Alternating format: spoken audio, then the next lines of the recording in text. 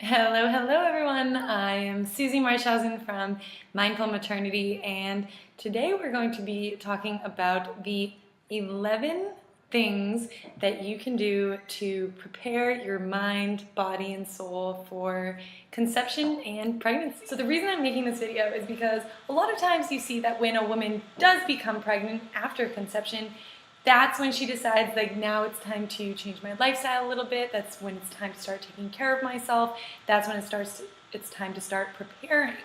But preconception really is such a beautiful and perfect time to start building that foundation before you bring another life into the story, right? So you're going to be able to prepare your mind to deal with some of the stressors of pregnancy, to calm yourself with any fears that are around birth or any of the hormonal and physical changes that are going to happen. You're going to be able to prepare your physical body for literally growing another human being, which is absolutely amazing. And then your spirit, your soul. On a soul level, you're going to be ready to take on this completely new role of mother.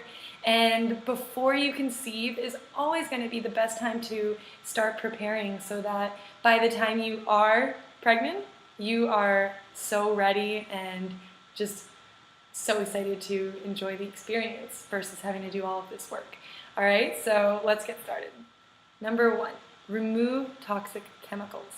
Okay, so this is something that most women, or a lot of women, do when they are pregnant, but we forget that when we are trying to conceive, or before we're going to conceive, there are a lot of toxins in our environment that are going to hinder your ability to conceive. And even if you do conceive, it might affect the actual health of you and that baby. So removing toxic chemicals, meaning traditional shampoos, which have a lot of hormonal disruptors. You can remove nail polish, foods that have different chemicals in them. Traditional makeup has a lot of different chemicals and toxins in it. Cleaning products, traditional cleaning products, right? So all of these things that can disrupt your hormones, which can make it more difficult to conceive, or when you do conceive, it might make the pregnancy a little bit more difficult. And just in general, having this buildup of toxins in your body and in your environment really isn't very conducive to growing a healthy baby. So removing toxic chemicals before you conceive, I would recommend as soon as possible. But even if it's just a couple of months before you conceive, you're kind of giving yourself some time to clear out whatever has built up and to kind of clean the slate so that you have this really great environment to bring a little delicate life into, right?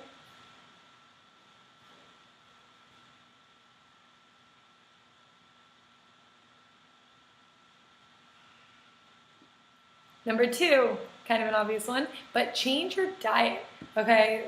Nutrition is so important for fertility.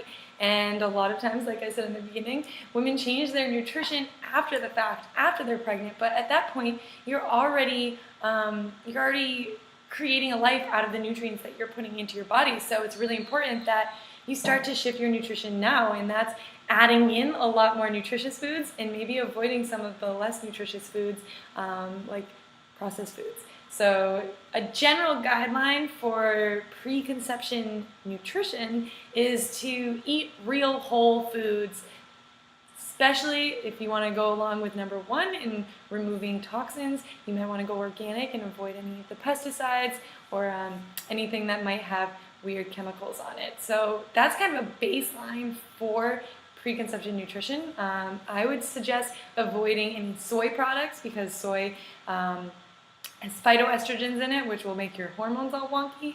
And when we're talking about conception, we want your hormones to be absolutely running smoothly. We want your body to be totally in balance. And when you start bringing in lots of nutritious, organic, whole foods, your body's going to be able to kind of come into that balance so you can create hormones properly. And hormones really are the name of the game, okay? So change your diet before you get pregnant. Number 3, start fertility meditations, okay? So a lot of women that I've worked with and the women that I talk to who are wanting to conceive, they have all these kind of fears and worries and stress and anxiety around the process of getting pregnant, and also the process of being pregnant and the process of birth. And we'll talk a little bit more about the fears and anxieties, But in general, a lot of women aren't even sure in their ability to conceive. They're worried that they're going to be infertile. They're worried that they aren't going to be able to make a baby. And fertility meditations are great, great ways for you to start putting your mind at ease. And when your mind is at ease, your body will be at ease and you'll be more open to conceiving. So I love fertility meditations. There's so many you can find on YouTube. And just kind of bringing yourself into that visualization and calming down and kind of relaxing into the belief and the idea of conceiving a baby, it's going to be magical and it's really going to help boost your fertility when the time comes for you. That brings us to number 4, which is identify, acknowledge, and release any subconscious blocks, fears, anxieties, worries about pregnancy, right? So how many of you who are listening to this have some sort of fear around what it's going to be like to be pregnant, what it's going to be like to give birth, and what it's going to be like to be a mother? There are so many stories out there, horror stories, especially around birth, but even just around being pregnant. Gaining weight is a big issue that a lot of women fear around pregnancy. Painful birth, that's a huge one. So many women are so terrified of this beautiful experience of giving birth. And I mean, rightly so, because of all the stories that have been put out there. But it's also important to recognize these fears because these subconsciously are telling your body that you're afraid of being pregnant, that you're afraid and you're not ready, and that it shouldn't do it because it's a bad thing. So if you have all these anxieties and fears around getting pregnant, then one, it might be harder to conceive. And if you are able to conceive, you're going to have a very stressful pregnancy. And that energy inside of you and around you of fear and stress and worry and judgment is going to affect that little life inside of you, right? Your thoughts are, and your beliefs are energy. And your baby's going to be inside of you, surrounded by that energy. So you want it to be loving, joyful, happy, excited, positive energy versus fearful, anxious, stressed energy, okay? So I specifically, personally love theta healing as a method to identify and release these sorts of fears. My husband is a practitioner, he's amazing. And even me, who I've always been very excited, I didn't really realize I had that many fears. I still can find them just based off of the media and things I've heard, and those things stick in your subconscious mind. So if you want to have the best possible foundation for your baby and for birth and motherhood, it's really important that you identify these fears and blocks and you release them, right? Number 5. So we already talked about stress and fertility meditation and releasing fears, but it's also really important that we manage our stress on a day-to-day basis, right? So the things that are in our environment or the people in our environment that we learn now before we're pregnant, how to manage that stress and how to release negative emotions in a very beneficial, positive way versus bottling it up, because the resentment and the anger that's bottled up in there, again, it's energy. So meditation, even if it's not fertility meditation, is great. Releasing those fears, like I talked about earlier, is another way of just releasing those. And doing a lot of self-awareness and learning where your triggers are, learning what kinds of things tend to bother you and why they do, and how you can sort of maneuver around that, and also just learn to center yourself and be present so that you can not have a stressful pregnancy and bring that into motherhood. So I highly recommend meditation practices. So every day having 10 minutes minimum of just sitting there, relaxing, taking some deep breaths, allowing your body and your mind and your spirit to kind of come into one and relax and calm down, so that your environment that you're creating to hold and house this little soul that's going to be coming in can be relaxed inside of you. So meditation practice, super important and very, very helpful for preconception and all through pregnancy and probably all through motherhood too. Numero 6. All right, this is very, very important. It's so imperative that you detox from any birth control methods that you were using before you decide to conceive. So I know that a lot of the doctors and people who prescribe birth control, specifically hormonal, are adamant about telling you that the moment you go off of it, you should be able to conceive, or at least as soon as you regain your period.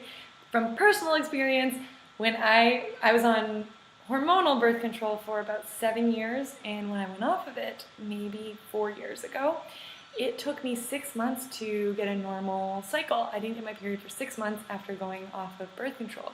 So if you want to conceive and you're planning to conceive, it's so important that you stop your birth control and you allow your body to detox all of those synthetic hormones out of your body fully, which when you change your diet, it will also help in this process before you try to conceive. Because if you conceive, even if you are able to conceive right after you go off of birth control, those hormones are still in there, and that's kind of changing the chemistry of your body, and we don't want that for when you're creating this baby. So, we're talking about natural ways to prep your body, and synthetic hormones are not natural. We want to make sure that those are completely out of your body before you bring in this new little munchkin into your life.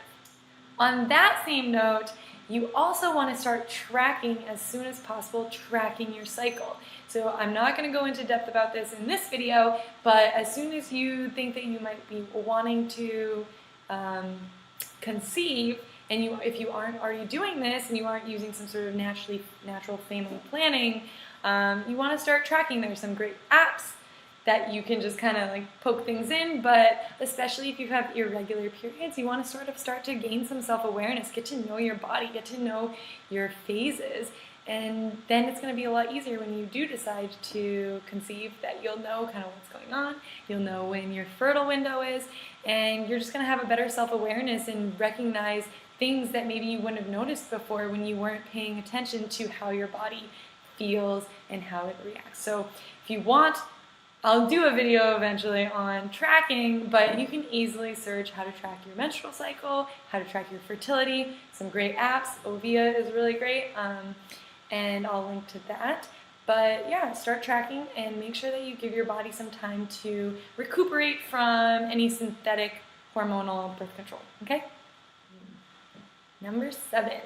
On the same note, you want to start building body awareness. You want to understand how your body feels, be very connected and in tune with your body so that you can listen to your intuition, you can listen to your body knowledge when you're pregnant and when you're conceiving, to know sort of what's right, what's wrong, if anything is kind of feeling wonky, you can know how great you feel. You just want to really start to get in tune with your body and kind of how it feels to be in your body, and then you can understand how your baby's also feeling being in your body. So if you notice that you have a lot of tension in your shoulders, or you get a lot of like cramping or bloating, or if you get some sort of like knots in your stomach or butterflies, whatever it is, you can know that if that's how you're feeling in your body, that's how your baby's feeling in his or her body. So you can start to build this awareness beforehand so that it's easier for you to recognize when maybe you're not exactly the most healthy environment for your baby based on your body signals. Personally, I'm very, very aware of my body, and I love that I am, because it makes it so much easier for me to recognize any sort of symptoms. It makes it easy to recognize anything that's kind of off. It also makes it easier to recognize when I'm ovulating, because I can feel when I ovulate. I'm very, very in tune, and I'm like, oh, just ovulated.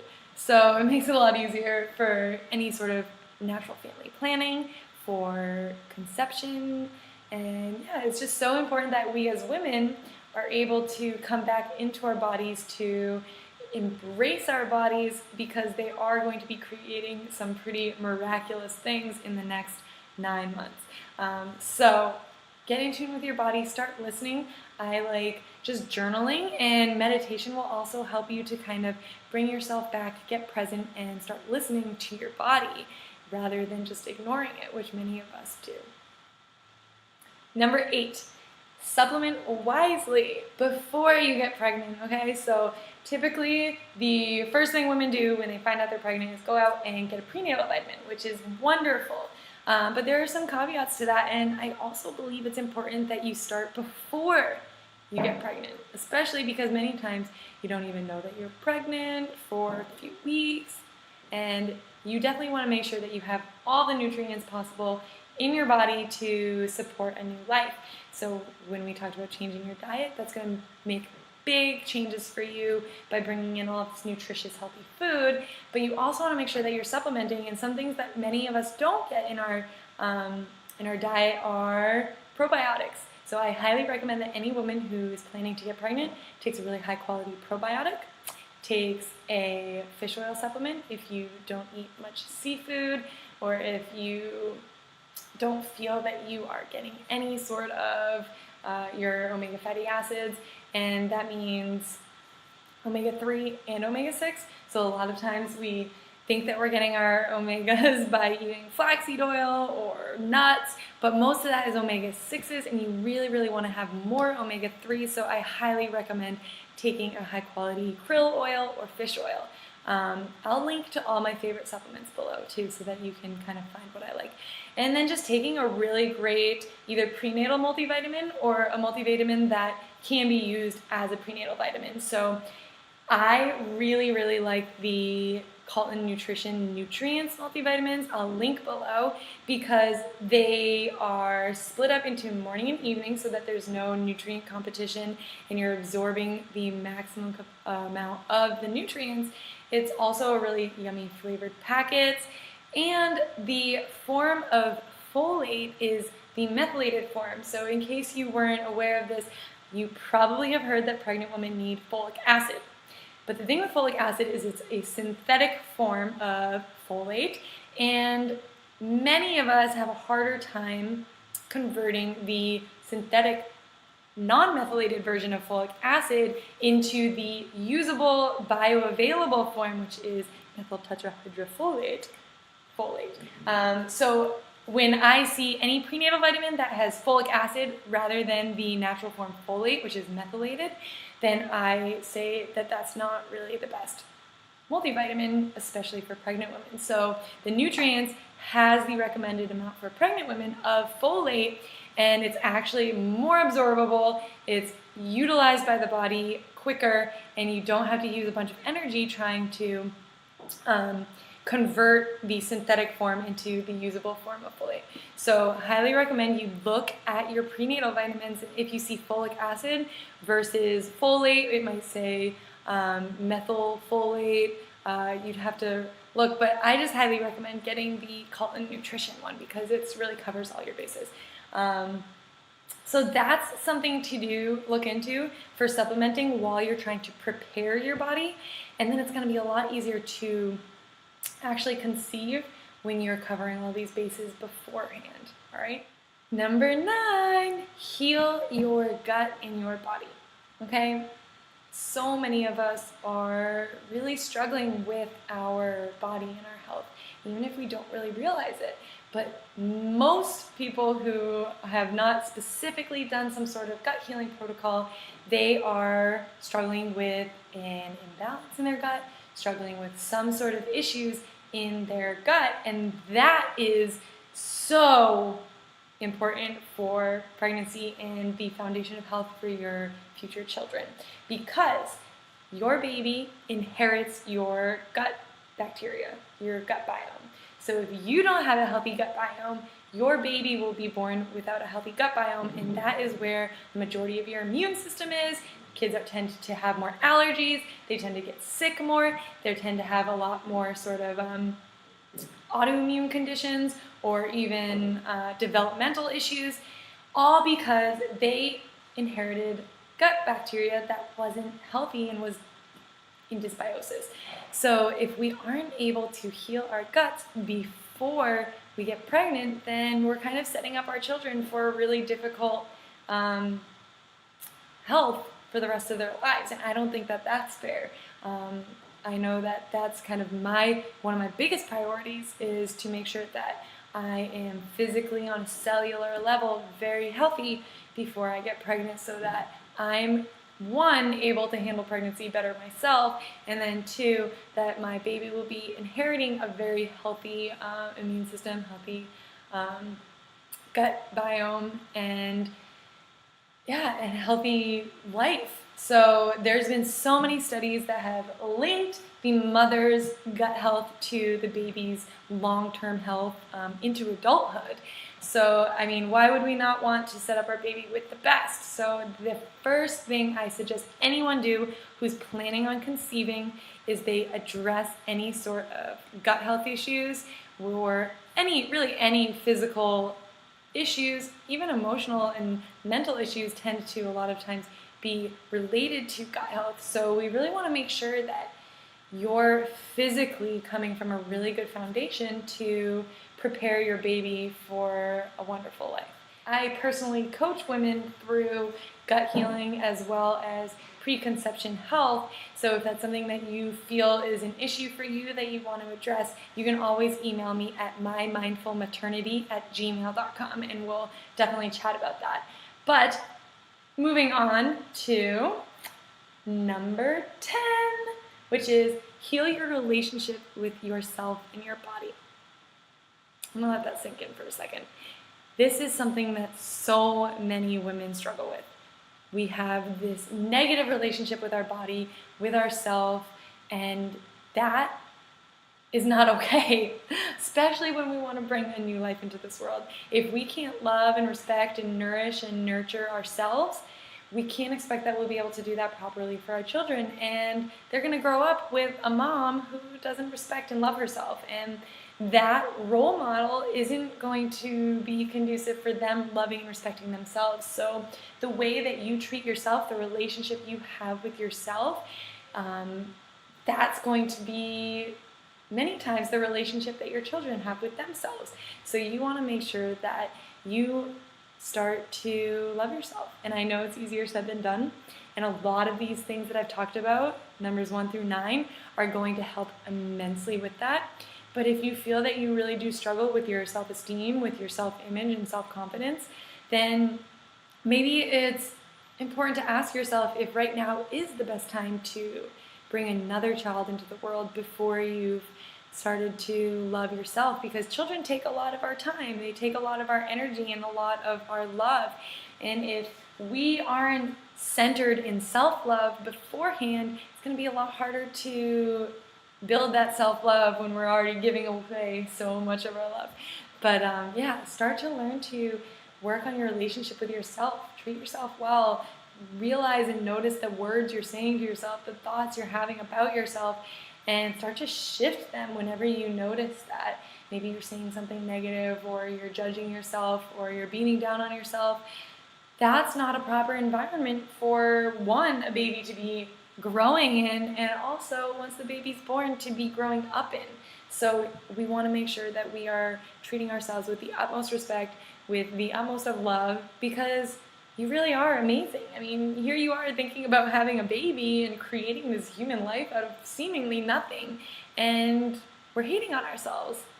Like, just doesn't make sense, okay? So start to work on that relationship and start loving yourself. Finally, number 11, I didn't have this initially, I was only going to do 10, but I decided to add 11 because I thought of it and I just had to add it in because it is something that, especially in our lifestyles, we tend to ignore or not even really know about, and that is avoiding EMFs. So EMFs are the frequencies that come off of our digital devices, the Wi-Fi, all of the little cell phone tower, I don't even know what to call it, but the frequencies and the vibrations coming out of cell phone towers, your phone, your laptop, anything pretty much that is connected to internet or is a cell phone service, anything like that that can connect with other parts of the world without you being there, they are emitting EMFs. And that's a problem. So I know it's really hard and you're never going to get away from it, but you definitely want to avoid exposure when possible. So there are a couple things you can do. One, stop using your laptop on your lap. I know I used to do this. I would put my laptop literally right on my reproductive organs, and those EMFs are just like literally just being sucked in by my body, and that's not healthy. You can also stop putting your cell phone in your pocket or in your bra or next to your head under your pillow when you're sleeping. At least if you're going to do that, put it on airplane mode anytime it is in your proximity and you're not actually using it. Some other things you can do, which I actually do, is you can get little things that kind of block the radiation. This is called a Q-link. I'll show you. It has this cool little thing here, and you can wear it. I don't wear it all the time. I wear it a lot when I'm working because I'm on my computer a lot when I'm working, and I don't want all that stuff. But you don't have to wear it. You can just like stick it in your pocket. Sometimes I'll just kind of like have it next to me or resting on me, and if I'm using my laptop or anything that's like near my little reproductive organs, I'll literally just like stick it in my pants, like the top of my pants, so that it's kind of like protecting specifically that area. So you can get these online. I'll link to it too. It's Q-Link. But yeah, just avoiding exposure when it's not necessary. We don't need to have our cell phones next to our face while we sleep. We don't need to have our laptops right on our laps. There's a lot of things we can do to avoid extra exposure while we're preparing to get pregnant, and also while we're pregnant. That is so important. So don't use your big bump to hold your laptop up and let all those EMFs just seep into your little baby. So that's what I have for you for the 11 ways to naturally prepare your body, mind, and soul for the beautiful journey that it is of creating a life and giving birth. So if you think that I missed something, which I know I did, I couldn't put it all. I didn't want to make this video a million years long, but those are some of the basics for prepping yourself. And if you think that there's something that I missed, feel free to comment below. Let me know. I always love to hear how other women are prepping themselves for the amazing transformation into maternity. All right, guys. Again, I'm Susie Marshausen from Mindful Maternity, and I wish you so much love and fertility and happiness and joy on this journey. I'm so excited for you and this new chapter of life that's about to be starting for you. And yeah, love you guys. Namaste.